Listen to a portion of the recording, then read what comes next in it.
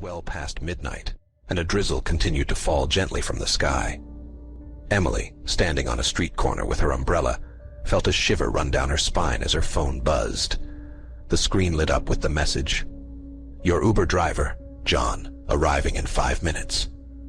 Emily, her heart pounding with anticipation, eagerly awaited the arrival of her ride. Little did she know that this night would be far from an ordinary journey. 5 minutes later, a black sedan pulled up quietly from around the corner and came to a stop. The door opened, but the interior was shrouded in darkness, making it impossible for Emily to see the driver's face. She hesitated for a moment and then said, "Yes, it's me," as she climbed into the back seat. As the car started moving, Emily couldn't make eye contact with the driver. Shadows concealed his face, leaving her feeling uneasy.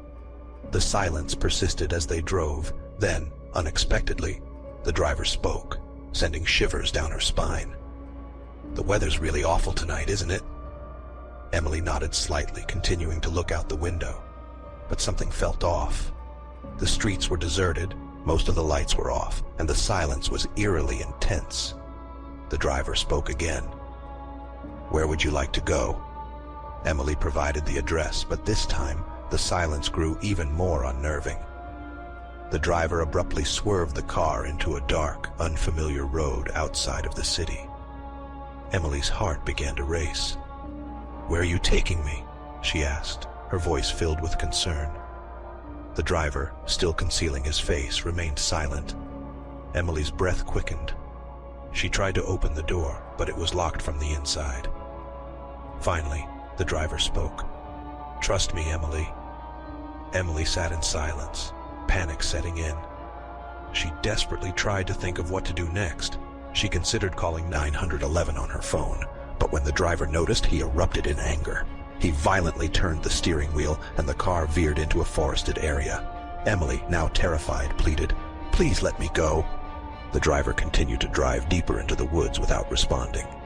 The road beneath them turned to mud, and the trees closed in around them.